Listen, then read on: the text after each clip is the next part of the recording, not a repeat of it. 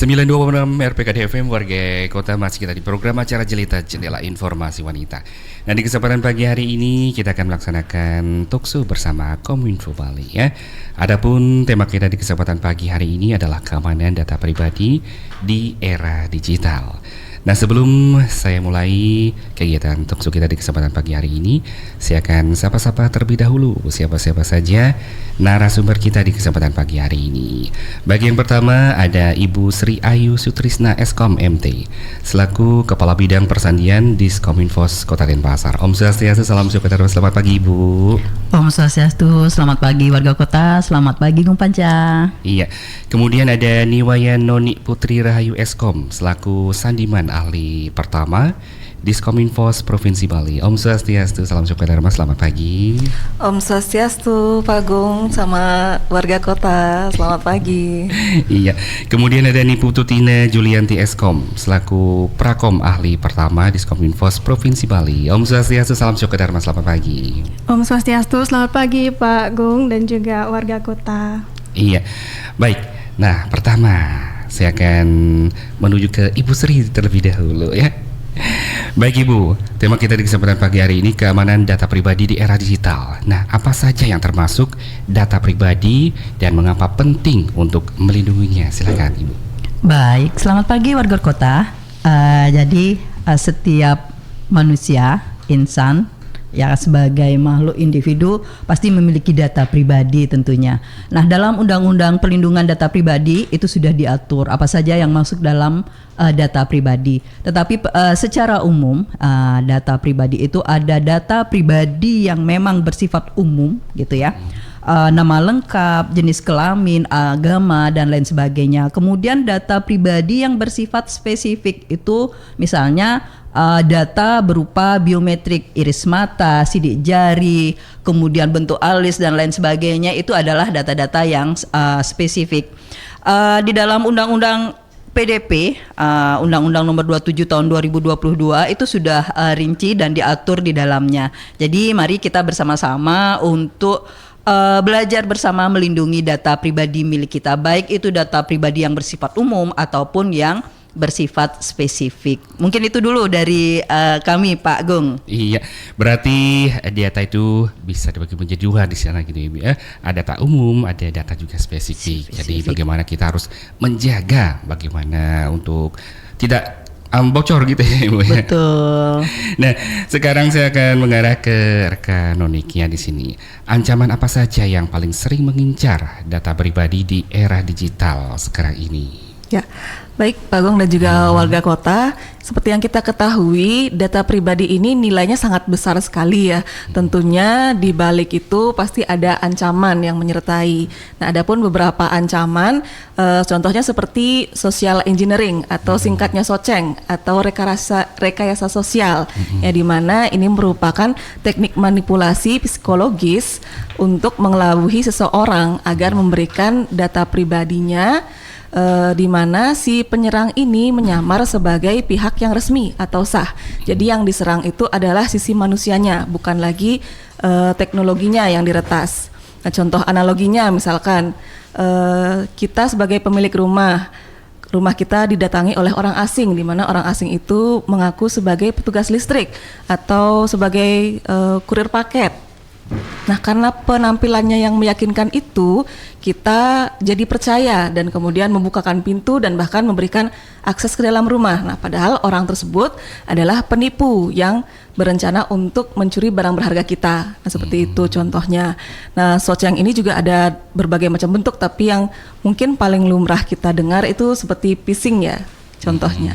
Kemudian ada juga ancaman lain seperti malware dan juga spyware, di mana ini merupakan perangkat lunak berbahaya yang dapat mencuri data atau informasi yang ada di perangkat kita. Selain itu ada juga mungkin insiden kebocoran data dari perusahaan atau platform, yang mana ini diakibatkan oleh sistem yang diretas atau bisa jadi oleh insider attack atau orang dalam yang menyalahgunakan akses yang dimiliki untuk tujuan jahat, seperti itu Pak Gung. Iya, banyak sekali ternyata aksi-aksi kejahatan sekarang ya, baik itu sebagai tukang listrik, apapun itu, asal bisa membodohi teman-temannya sendiri gitu ya. Nah, sekarang saya akan beralih ke rekan Tina di sini. Apa sih perbedaan antara kebocoran data dan penyalahgunaan data? Silakan. Kebocoran data dan penyalahgunaan data itu merupakan sebuah insiden ya, di mana data itu keluar kemudian dimanfaatkan dan digunakan oleh pihak luar tidak sebagaimana mestinya. Namun perbedaannya yang mendasar, kalau kebocoran data itu bisa jadi dari pihak eksternal. Misalnya sebuah perusahaan memiliki sebuah layanan ini mungkin dari sistemnya kurang keamanannya kurang bagus sehingga bisa dibobol, yang menyebabkan data itu keluar tidak semestinya dan dimanfaatkan oleh penyerang. Kemudian untuk data yang salah gunakan itu bisa jadi dari internal, dari pihak internal, misalnya sebuah perusahaan pinjaman online gitu ya, itu kan memiliki data untuk pelanggannya, kemudian itu digunakan tidak semestinya, mungkin sudah digunakan sebagai pinjaman, selanjutnya dijual atau disalahgunakan untuk hal yang lain gitu. Nah, di sini rekan Noni tadi kan menyebutkan ada phishing dan malware gitu ya. Nah, sedikit bagaimana cara mencegah serangan dari phishing tersebut, bisa dijelaskan sedikit? Ya, jadi Pak Gong, untuk mencegah phishing mungkin kita tidak bisa mencegah kita diberikan link phishing yang seperti itu, mungkin kurang bisa dicegah, tapi kita bisa mencegah dari action yang akan kita lakukan. Jadi kalau misalkan kita menerima link phishing atau kiriman APK berbahaya atau melalui WA, melalui email, nah itu sebaiknya kita pastikan terlebih dahulu pengirimnya itu siapa. Nah, apakah memang pihak resmi atau tidak. Kemudian kalau misalkan di email nih kita bisa menerima link. Nah, link itu kita arahkan dulu. Misalkan kalau pakai laptop, kursornya kita arahkan ke link tersebut. Nah, kita cek dia mengarahnya ke situs apa. Karena mungkin saja link phishing itu disamarkan sebagai www.google.com misalkan, tapi kita arahkan mengarahnya ke www.malicious.com gitu misalkan. Nah, pastikan juga pengirim emailnya itu sah. Kalau misalkan dari Pemprov Bali gitu misalkan, pastikan @baliprov.go.id. Pastikan pengirimnya sah, domain pengirimnya itu sah juga. Kemudian isinya itu dicek. Biasanya kalau phishing itu kan sifatnya urgensinya tinggi gitu ya kan. Misalkan kalau dalam waktu berapa jam kemudian kita tidak mengganti password, akun kita akan expired, seperti itu. Nah, itu biasanya, atau ada iming-iming yang too good to be true lah, kalau misalkan akan mendapatkan hadiah sebagai macam. Nah, itu baiknya kita cek terlebih dahulu pengirimnya, linknya dibawa kemana, itu kita pastikan terlebih dahulu. Jangan sampai kita terlanjur mengisi data pribadi karena kita terburu-buru, tergesa-gesa. Dan juga biasanya kita menerima itu pastikan kita dalam kondisi yang tidak panik gitu, atau tidak sedang sibuk seperti itu, jadi tidak bisa berpikir panjang, tidak bisa berpikir jernih. Apalagi itu terburu-buru gitu ya. Iya. Ya, di sini harus jelas siapa pengirimnya di sana ya. Nah, kembali ke Ibu Sri di sini. Bagaimana sih masyarakat bisa mengetahui jika data pribadinya telah bocor? Iya, baik. Tadi sudah dijelaskan sama Mbak Tina ya, kebocoran, kemudian bisa kertas dan lain sebagainya. Kita sebagai pribadi, bagaimana kita mengetahui data kita bocor? Sebenarnya keamanan data dan informasi itu dimulai dari kesadaran diri. Kesadaran diri ketika kita melakukan transaksi digital. Transaksi digital ini bukan sekedar transaksi keuangan saja, tetapi segala aktivitas yang dilakukan di dunia digital. Jadi seperti itu.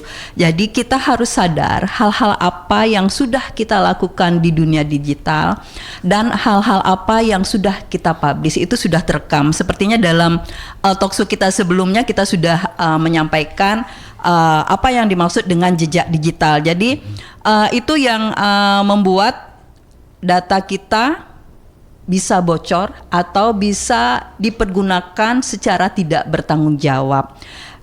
Bagaimana kita mengetahui bahwa data kita bocor? Nah, di sini kita seperti yang saya sampaikan tadi, bahwa kebiasaan diri, kebiasaan atau kebudayaan aman dalam berdigital. Jadi kalau ada hal-hal yang aneh, misalnya kita mempergunakan web, mempergunakan smartphone, kalau ada hal-hal atau pesan-pesan yang aneh, kira-kira mencurigakan, itu kemungkinan spam. Tadi mungkin sudah dijelaskan spam ataupun phishing sama Mbak Noni gitu tadi ya. Kemudian aktivitas-aktivitas yang tidak dikenal. Jadi kita bisa mengecek aktivitas apa saja yang sudah kita lakukan, tetapi ternyata di dalam aktivitas yang kita lakukan terikot riwayat aktivitas di luar aktivitas yang kita lakukan. Nah, itu kita harus waspada. Jadi kok ada riwayat seperti ini sih? Saya nggak ada, misalnya nih, riwayat transaksi keuangan. Saya tidak ada melakukan transaksi A, tetapi kenapa ada transaksi seperti ini dan lain sebagainya. Itu kita lebih sering-sering aware, jadi menjaga diri kita ketika kita melakukan transaksi di dalam dunia digital itu, transaksi apapun. Jadi hal-hal itu bisa terjadi masuk dari manapun. Jadi seperti itu. Kemudian yang kedua, kita tanpa sadar kadang-kadang klik akun, kemudian lupa tutup dan lain sebagainya. Ketika kita akan melakukan aktivitas, tiba-tiba tidak bisa masuk ke akun kita. Nah, di situ kita sudah mulai bukan waspada lagi, ini sudah dipastikan ada sesuatu yang kurang benar di dalam sistem. Kita harus mulai curiga hal tersebut. Jadi seperti itu. Nika mungkin Pak Agung, mungkin bisa dilengkapi lagi mungkin dengan Mbak Noni dan Mbak Tina nantinya. Silahkan. Kembali ke Bincang Talkshow bersama Kominfo Bali di kesempatan pagi hari ini ya. Nah, sekarang ke Saudara Nonik ya di kesempatan pagi hari ini. Nah, mengapa keamanan data pribadi bisa terancam melalui media sosial atau platform digital lainnya? Silakan. Baik, Pak Agung dan juga warga kota. Jadi kenapa bisa terancam melalui media sosial ya? Karena banyak orang itu secara sadar atau tidak sadar membagikan data pribadi di sosial media, seperti contohnya nomor handphone, kemudian tanggal lahir, alamat, atau membagikan foto-foto yang tidak sengaja ada data pribadi di dalamnya, bahkan juga lokasi. Nah, semua postingan kita ini sekali kita memposting itu tidak dapat kita pastikan dapat terhapus sepenuhnya seperti yang disinggung oleh Bu Kabid tadi. Inilah yang namanya rekam jejak digital. Jadi tidak dapat dipastikan sepenuhnya dapat terhapus seperti yang sempat kita bahas di talk show sebelumnya. Nah, kemudian semakin banyak kita membagikan data pribadi, kemudian maka kita akan semakin banyak mempunyai rekam jejak digital. Nah, semakin banyak rekam jejak digital, nah inilah yang membuat semakin besar peluang adanya ancaman. Kemudian menyambung yang tadi Pak Gung terkait dengan malware ya, saya belum sampaikan untuk pencegahannya. Nah, untuk mencegah terkena malware itu, sebaiknya kita selalu mengupdate software yang kita gunakan, mengupdate sistem operasi baik di perangkat handphone maupun di laptop. Kemudian jangan lupa pastikan untuk memasang antivirus dan juga kita antivirusnya kalau sudah dipasang agar selalu diupdate juga. Jangan dibiarkan begitu saja atau jangan dimatikan justru. Dan pastikan kita menginstal aplikasi itu dari sumber yang resmi. Kalau misalkan di Android pastikan install melalui Play Store, kalau di iOS misalkan pastikan melalui iOS Store-nya. Store-nya. Seperti itu, Pak Gu.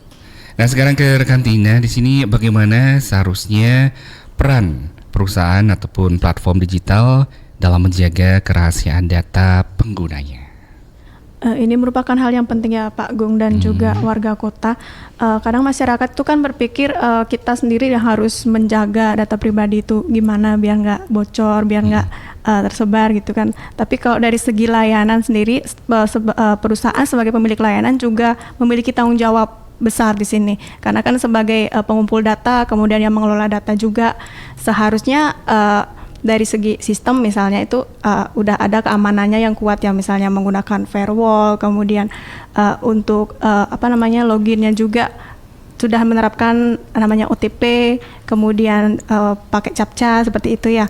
Kemudian untuk validasi inputnya gimana, harus ada ketentuan password itu yang kuat dengan syaratkan 12 karakter. Ada kombinasi simbol huruf besar, huruf kecil dan juga angka seperti itu. Kemudian dari segi izinnya juga untuk pengelolaannya harus jelas transparansi kepada pengguna, apa aja yang bisa diakses, misalnya apakah harus mengakses lokasi atau bisa mengakses galeri, itu tujuannya untuk apa harus jelas gitu. Iya. Nah, kembali sekarang ke Ibu Kabid, bagaimana kita bisa memastikan aplikasi ataupun situs yang kita gunakan tersebut aman dari pencurian data, Bu Kabid? Baik, Gung Panca dan warga kota. Jadi kalau tadi pertanyaannya bagaimana kita bisa memastikan aplikasi atau situs yang kita gunakan itu aman dari pencurian? Kalau memastikan, maaf nih, nanti bisa dikomentari ya sama Mbak Tina dan Mbak Noni ya. Kalau memastikan itu aman, belum bisa dijamin. Memastikan bahwa situs akun itu aman atau tidak, belum bisa kita pastikan. Karena seperti kita ketahui bahwa perkembangan teknologi itu tidak menunggu sebulan, setahun dan lain sebagainya, tetapi perkembangan teknologi itu berkembang setiap saat, mungkin setiap menit, setiap detik. Dan kemampuan SDM pun sama seperti itu. Jadi ketika keamanan, sistem keamanan, baik itu pemilik akun ataupun kita yang melakukan keamanan terhadap diri kita sendiri terkait dengan penggunaan data dan informasi, tetapi tingkat kemampuan untuk melakukan pencurian, yang namanya pencurian pasti mencari celah, ya, mencari celah bagaimana bisa memasuki sesuatu yang dapat mereka raih untuk keuntungan dalam tanda petik begitu ya. Tetapi kita sebagai masyarakat yang sudah merasa nyaman mempergunakan teknologi, jadi sebaiknya ini sebagai sebuah pengetahuan bersama gitu ya, kita sama-sama belajar bagaimana kita mempergunakan akun atau memanfaatkan aplikasi yang ada itu merasa nyaman, ya, merasa nyaman dan aman. Kita cek dulu histori dari akun yang akan kita akses. Jadi bisa dicek, dicek riwayat dari akun itu. Misalnya mau akses apa nih, baik itu media sosial, akun layanan dan lain sebagainya. Itu kan ini udah bener nggak akunnya resmi, ini aman apa enggak dan lain sebagainya. Jadi kita cek riwayat-riwayat dari akun itu, keaktifan dari akun itu. Kemudian memeriksa dari keamanan teknis secara situsnya. Jadi dicek HTTPS-nya. Jadi itu kalau sudah memiliki mempergunakan HTTPS, jadi di situ kita bisa mempertimbangkan, oh ini dari sisi keamanannya itu sudah security gitu kan ya. Kemudian yang selanjutnya pastikan dari sisi sistem yang akan kita akses itu sudah memiliki, jadi tidak serta-merta setiap kita klik buka akun langsung masuk begitu aja. Jadi ada tahapan-tahapan mungkin yang sudah disampaikan Mbak Noni dan Mbak Tina tadi, bahwa ada two factor-nya, autentifikasinya, kemudian ada captcha-nya, mungkin kemudian ada tahapan-tahapan ketika kita akan memasuki akun tersebut.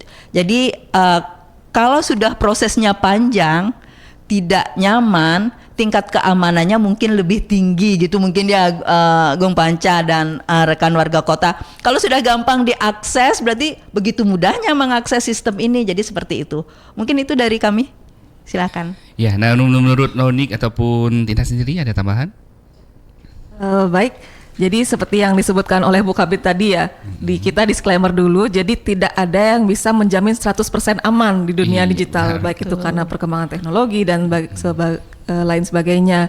Dan juga seperti tadi kalau misalkan akses situs pastikan yang HTTPS, karena kalau lewat HTTPS itu komunikasinya pasti terenkripsi. Jadi kalau kita masukkan username dan password itu seharusnya tidak ada username dan password yang bisa terbaca secara plain ya. Kalau misalkan username-nya A, passwordnya A, itu terbaca A dan juga A gitu.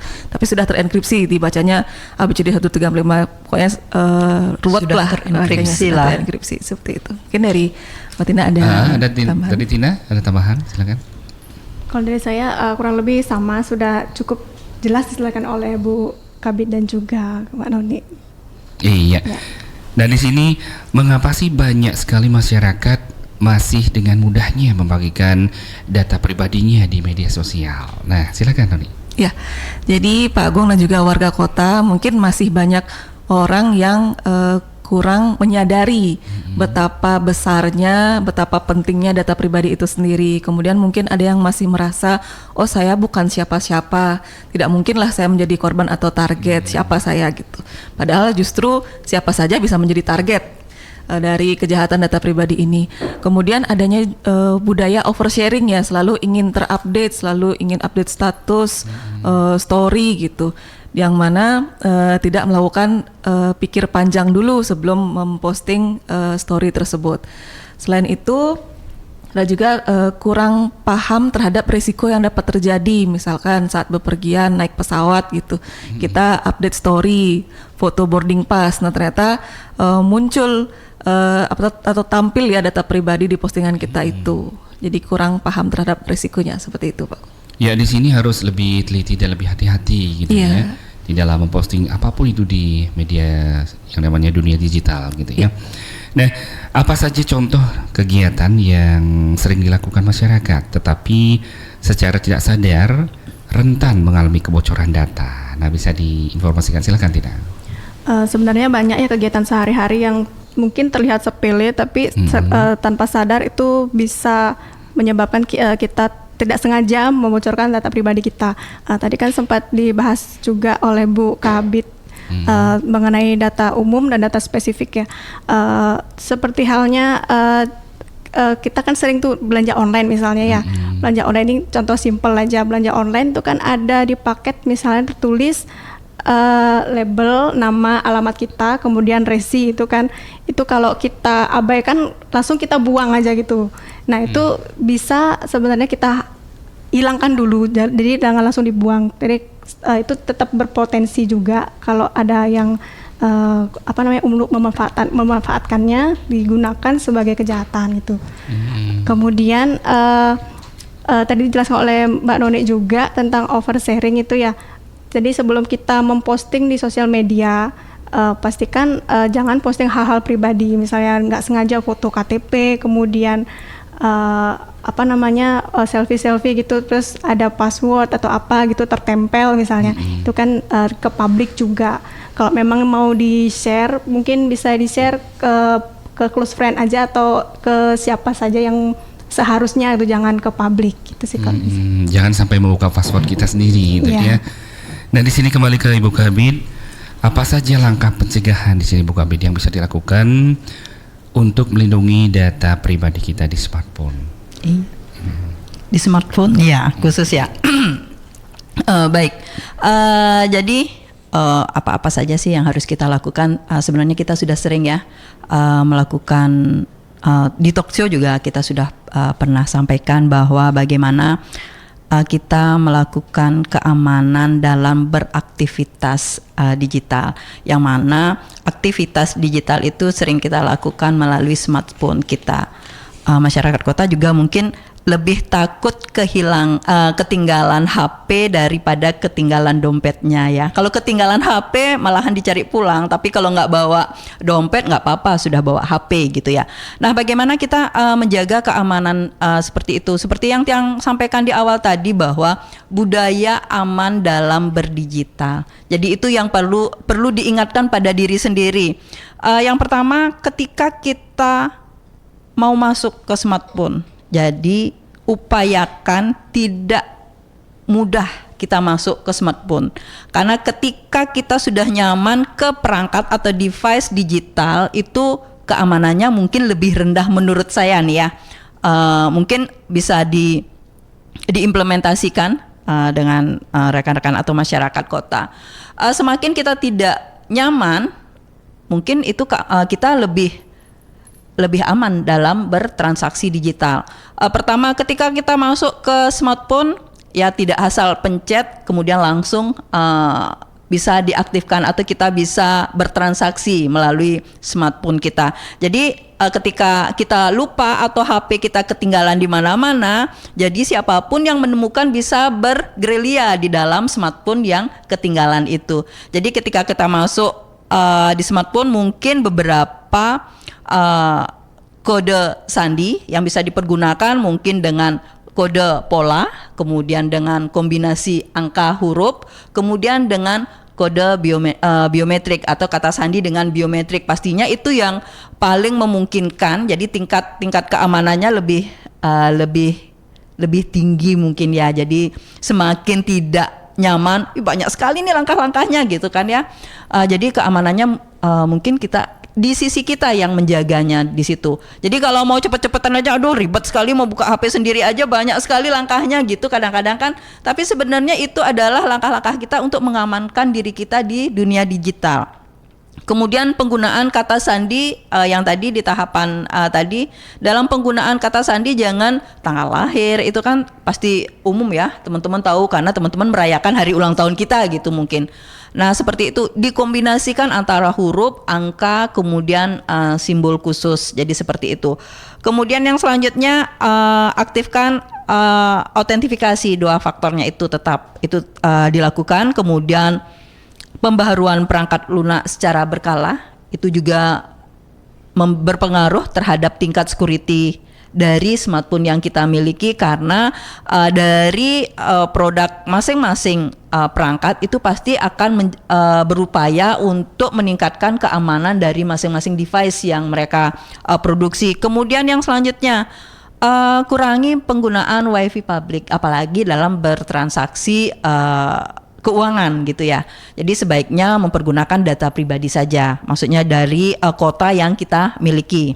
Kemudian tahan jari, jangan cepat-cepat mengklik, itu yang paling penting ya. Tahan jari, jangan asal klik dan lain sebagainya. Mungkin itu untuk menjaga atau mencegah banyak sekali hal-hal yang gampang kita lakukan, ternyata itu tidak menjamin keamanan kita dalam bertransaksi digital. Iya, Itu Gong. Benar sekali, harus apapun itu kebiasaan kita untuk cepat mengklik itu berbahaya sekali. Betul, tahan jarinya, tahan jempol lah ya. Baik warga kota, sebelum kita lanjutkan kembali ke perbincangan kita bersama rekan-rekan dari Kominfo Bali, kembali satu single sudah kami siapkan menemani Anda di kesempatan pagi hari ini.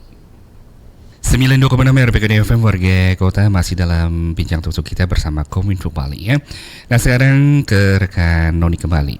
Nah bagaimana sih cara mengubah kebiasaan masyarakat agar lebih bijak dalam menyebarkan data pribadinya? Ya, baik Pak Bedi dan juga warga kota, tentunya untuk mengubah kebiasaan itu tidak mudah ya, harus dilakukan berproses dan juga berkelanjutan. Nah, salah satunya itu dengan melakukan edukasi dan juga literasi, baik itu oleh pemerintah, di sekolah maupun komunitas. Nah, seperti yang kita lakukan saat ini Pak Gong, lakukan talk show terkait dengan data pribadi.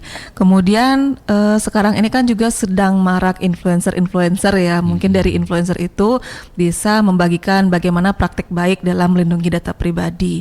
Dan juga kalau misalkan kita dalam bersosial media itu jangan lupa untuk memanfaatkan fitur privacy. Misalkan sosial media kita di private, jadi kita memastikan yang kita ikuti dan yang mengikuti kita itu orang yang kita kenal atau yang kita ketahui. Kemudian membagikan postingan seperti tadi sempat disinggung hanya ke circle terdekat kita, itu contohnya.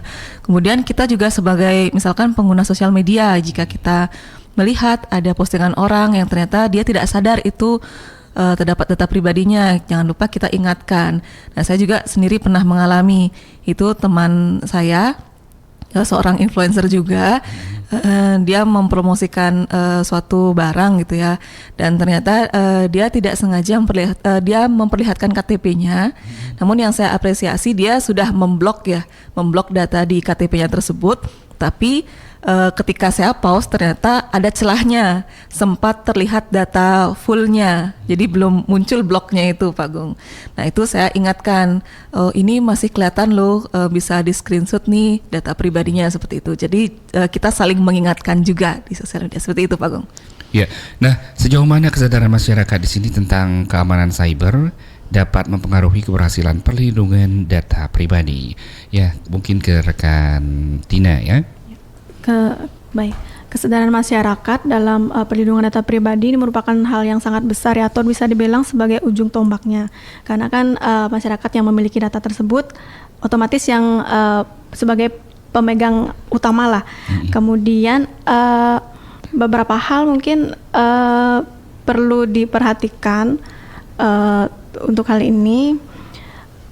banyak masyarakat yang masih ini ya dengan sukarela atau langsung misalnya diminta untuk mengisi sebuah form itu dengan sadar langsung memasukkan data pribadi itu. Tadi sempat disinggung juga sama Mbak Noni ya tentang phishing gitu kan. Padahal kita tahu sebenarnya kayak pemilik layanan seperti bank itu tidak pernah minta verifikasi ataupun terkait layanan mereka tentang data pribadi kita, itu nggak pernah. Udah dipastikan hal itu kemungkinan bukan dari yang terpercaya. Jadi kita harus tahu dulu ini apakah memang benar atau enggak. Kemudian selain digital, mungkin di sehari-hari itu gini ya, kita kadang diiming-imingi hadiah nih, diiming-imingi hadiah, tapi disuruh mengisi data. Kita nggak tahu nih tujuannya apa.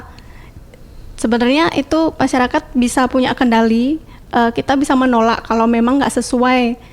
Jadi nggak usah diisi datanya itu, untuk apa ini, kalau memang nggak perlu, kenapa saya harus mengisi data ini, atau misalnya minta nomor NIK, kalau memang hanya untuk undian itu kan bisa nama, nomor telepon gitu aja, ya nggak perlu NIK gitu misalnya Pak. Itu. Ya, nah kembali ke Ibu Kabid sekarang. Bagaimana peran Diskominfo Kota Denpasar sendiri, Ibu Kabid, dalam mengelola, melindungi data pribadi masyarakat di era digital sekarang ini? Baik, Gong. Jadi yang namanya tugas dari keamanan data dan informasi itu adalah tugas yang cukup berat. Karena kalau tidak dimulai dari diri sendiri melakukan kesadaran atas perlindungan data, walaupun secerewet-cerewetnya, misalnya kayak kami nih, kita bertiga kebetulan saat ini, sepertinya setiap bulan ya Mbak Noni, atau setiap 2 minggu kita talk show terkait dengan perlindungan data pribadi atau keamanan data dan informasi. Kalau tidak dimulai dari kesadaran diri sendiri melakukan perlindungan data, Dinas Kominfo cerewet apapun, sering apapun melakukan publikasi keamanan data pribadi, itu mungkin lama prosesnya. Karena kalau dari Kominfo sendiri, Kota Denpasar itu melakukan sosialisasi dalam setahun, memang kita periodik 2 kali dalam setahun. Kalau tidak sadar dari masyarakatnya 2 kali dalam setahun itu pun tidak menyentuh semua kalau secara live. Setiap minggu di setiap hari Selasa kami melakukan publikasi di media sosial. Itu kami juga upayakan. Dan kami juga kolaborasi dengan provinsi melakukan talk show terkait dengan perlindungan data dan informasi. Jadi itu upaya-upaya yang kami lakukan, tetapi kuncinya tetap pada diri sendiri. Jadi itu. Tetap pada kesadaran diri sendiri. Kesadaran diri sendiri. Ya, nah terakhir di sini bisa dijelaskan sedikit pesan dan harapan terus kepada masyarakat pendengar dalam menjaga keamanan data pribadi di era digital. Silakan, bisa Bu Kabid, Noni juga bisa, ataupun Tina. Baik, kalau dari saya untuk warga kota dan juga masyarakat sekalian, nah data pribadi ini kita harus sadar bahwa nilainya itu sangat besar, dan tentunya kita sebagai pemilik data pribadi itu harus melindunginya, dan juga pastikan bahwa sistem atau platform yang kita gunakan juga concern terhadap data pribadi kita yang dikelola oleh sistem tersebut. Mungkin sekian. Ya, Bu Kabid ada? Baik. Mungkin tadi sudah kami sampaikan bahwa kesadaran diri terhadap data digital itu bukan sesuatu yang pilihan kedua, tetapi itu adalah pilihan pertama. Selalu lindungi data pribadi. Iya, dari Tina ada mungkin tambahan? Ya, tadi mungkin saya sempat membahas tentang ini ya, tentang verifikasi data, seperti pihak bank itu misalnya. Memang secara nggak langsung tidak meminta data pribadi ke kita. Cuman untuk verifikasi bisa saja yang ini tuh OTP ya, kadang kan verifikasi untuk OTP, apakah ada dikirimin OTP gitu misalnya kan, terus minta kodenya tuh berapa, itu yang itu rahasia, atau lagi minta PIN, itu nggak pernah lah. Itu bisa kemungkinan tuh pihak yang bukan resmi.